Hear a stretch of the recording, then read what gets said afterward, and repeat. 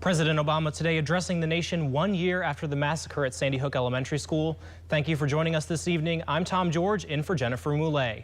Families in Newtown, Connecticut asked for peace and solitude today as they grieve and remember the lives that were cut so short.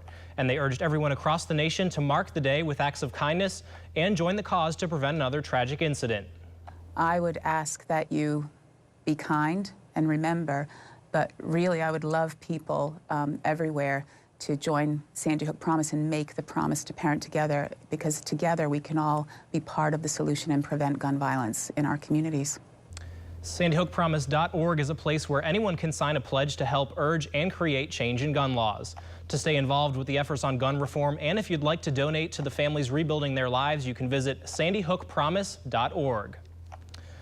Well, Wreaths Across America is taking place today. All around the U.S., wreaths are being placed on veterans' graves. However, the wreath shipment was late coming into Andersonville National Cemetery. They only received 40 of its 200 that were supposed to be delivered. Those 40 and wreaths brought by loved ones were placed on graves there to honor those who lost their lives serving our country. Joy Burris had one for her son Michael, who died in Afghanistan in 2010 after stepping on an IED.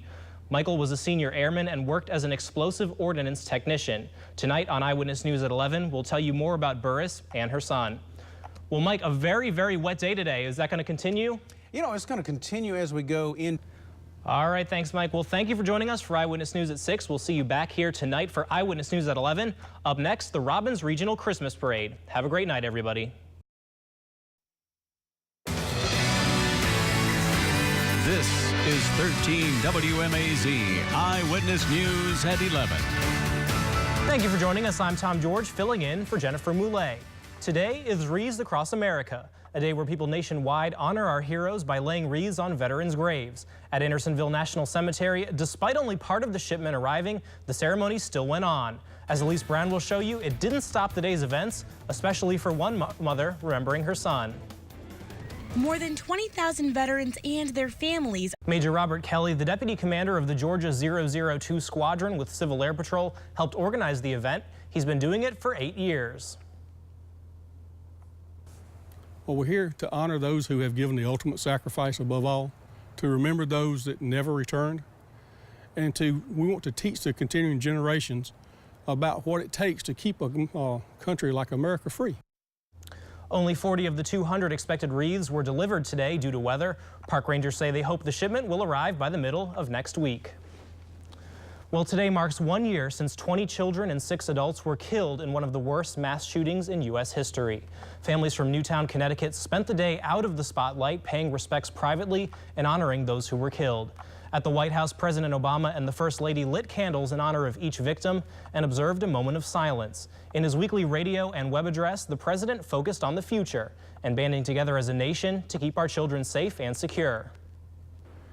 As a nation, we can't stop every act of violence. We can't heal every troubled mind. But if we want to live in a country where we can go to work, send our kids to school, and walk our streets free from fear, we have to keep trying. We have to keep caring. We have to treat every child like they're ours. Like those in Sandy Hook, we must choose to love, and together, we must and can change. Now, that video you saw there was from a massive memorial this week at the National Cathedral. Over the past year, several pieces of legislation have been drafted to deal with gun reform, but none have passed in the House and Senate. A mother who lost her son in the massacre used today as an opportunity to urge everyone across the nation to mark the day with acts of kindness and join the cause to prevent another tragic incident.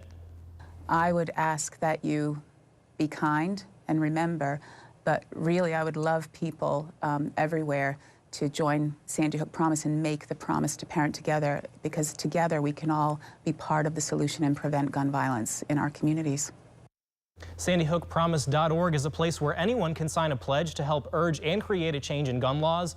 Nicole Hockley says the cause is important because she believes the Sandy Hook massacre could have been prevented.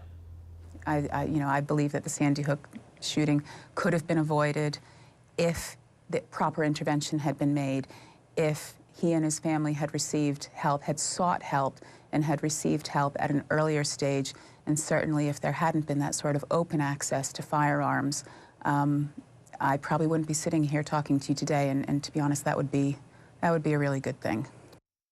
To stay involved with the efforts on gun reform, and if you'd like to donate to the families rebuilding their lives, you can visit sandyhookpromise.org. Well, meanwhile, another shooting happened this week, this time at a high school in Centennial, Colorado. Police are trying to figure out what motivated a high school senior to open fire yesterday, seriously injuring a fellow senior before turning the gun on himself. Wendy Gillette has the latest. Recovery. Police say the gunman in this case legally bought the shotgun earlier this month and purchased ammunition earlier in the day before the shooting. Well, it looks like we're... All right, thanks, Mike. We'll check in with you a little later in the show. Okay. Well, the rain may have put a slight damper on a downtown Christmas celebration in Gray, but organizers say it didn't stop all the fun. Main Street Gray kicked off a series of events on Atlanta Road today. Christmas elves provided activities for kids like face painting and balloon animals, and downtown shops provided discounts for customers. The band Freelance Ruckus performed tonight. Main Street Gray manager Jennifer Baggerly says community events like this one support plans to revitalize downtown Gray. The owner of a Centerville daycare and his staff have plans to make the holiday season brighter for kids in need. Jacob's Ladder Educational Center sponsored a Christmas breakfast this morning to raise donations for Toys for Tots. Owner Michael Bush says they created 2 donation stations at the center. He says parents and Jacob's Ladder students brought in toys for the cause. Kids were also able to meet Santa and enjoy a pancake breakfast. He says he enjoys seeing his community support a good cause. It's awesome because every time a toy goes in that box, there's one more child that's going to get a toy, and I love it. I'm a teacher, so I have a huge heart for students, and anytime that I have the opportunity to give back or to help someone in need, I would definitely take advantage of that. Bush says anyone can drop an unwrapped toy off at Jacob's Ladder Educational Childcare on Monday morning. He says Toys for Tots will pick up the donations around noon. Well, some kids enjoyed a fun day of fishing at the Go Fish Education Center, and they had a special teacher. That was too far. Good catch.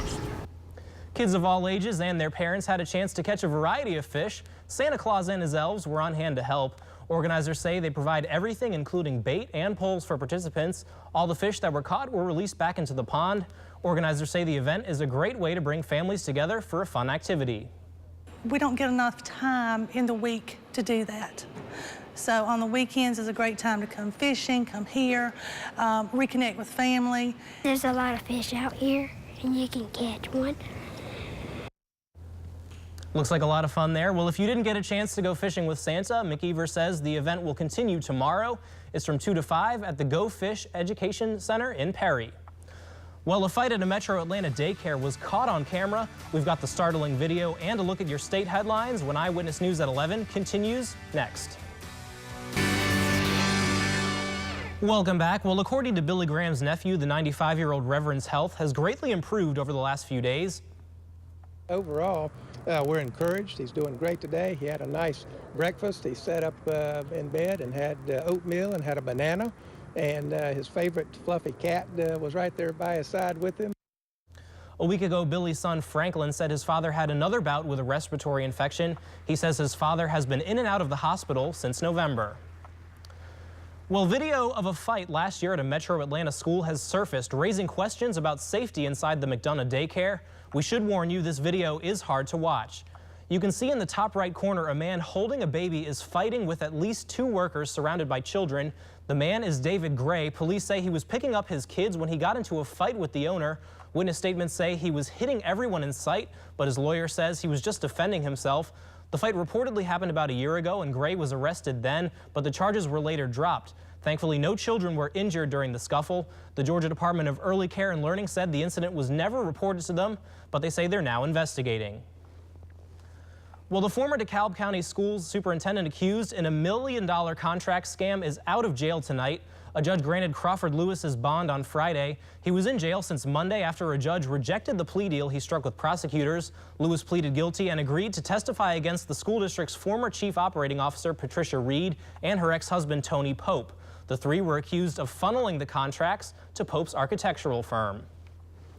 Well, Atlanta police have arrested a social worker of carrying illegal drugs while driving a mentally disabled man to a group home. Jonesboro's police chief says DFACS employee Erica Thompson was stopped for an expired tag, and the officer smelled marijuana in her car.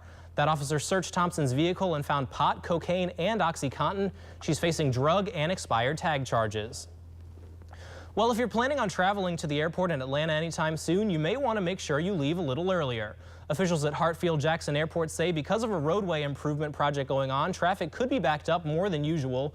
They're recommending travelers budget an extra 20 minutes during peak times, Monday mornings, Thursday and Friday afternoons, and Sunday nights. They recommend using I-85 or 285 to get to the airport during construction because Camp Creek Parkway may be jammed. All right, well, Mike the Magician, can you make this rain disappear? I understand we're having some warmer temps during the week. Well, I don't think it'll be poof and it's gone, but I think it is going to be disappearing as we go through the night and into tomorrow. We're going to keep some fog out there and some pretty low clouds. All right, welcome back. Well, it looks like you got the memo today. We had those color-coded pre-rolls, but we're both wearing the our yellow ties, and gray suits, no. Right, and it's also fitting because I mean it was pouring down rain today. It was a mess getting to work today, but you know the sun is coming back later in the week, right? Yeah, actually it'll be back tomorrow. Tonight we're going to try and clear everything out. We're going to have lots of sun up there. Yeah, there's a nice looking 7-day for December. Yeah. All right, thanks, Mike. Well, it's the last day for high school football this season. Marvin James joins us next in sports to give us the highlights, plus reveal this year's Heisman Trophy winner. That's all ahead next in sports. Stay with us. All right, well, check out this snow. Thankfully, it's not here in central Georgia, but Chicago is expected to get up to 5 inches of snow. That's not downtown Macon. It's caused airport delays and dozens of flights in and out of O'Hare International Airport have been canceled. The National Weather Service says the city was under a winter weather advisory for most of today. Yeah, it's not just Chicago, though. Like, I'm originally from Maryland, and we've got tons of snow on the ground there. Yeah, I'm used to it. I'm not used to these 60-degree temperatures in December, but that's what we're looking at, right? I know it is. We've had a bunch of liquid snow out there. It'd be so nice, you know. I'll go ahead and say it. Everybody here wishes we would have just some snow. Y'all, like I said, if you're from way up there, you got used to it and all. But down here, we're used to the rain. But the rain is going to be leaving us as we go through the night tonight. It's going to be a bit cooler over the next few days. But check out all the sun. We're going to have lots of sun out there. Next chance of rain really comes in on Friday and Saturday. That's only about a 20% chance. And then temperatures are going to be back up in the mid to upper 60s as we go towards the end of the week also. So, hey, it's not even that's warm for us. All right, well, that's the show for tonight. We'll see you back here at 5 for Weekend Morning at 7 a.m. And the news is always on at 13WMAZ.com. We'll see you tomorrow. Good night, everyone.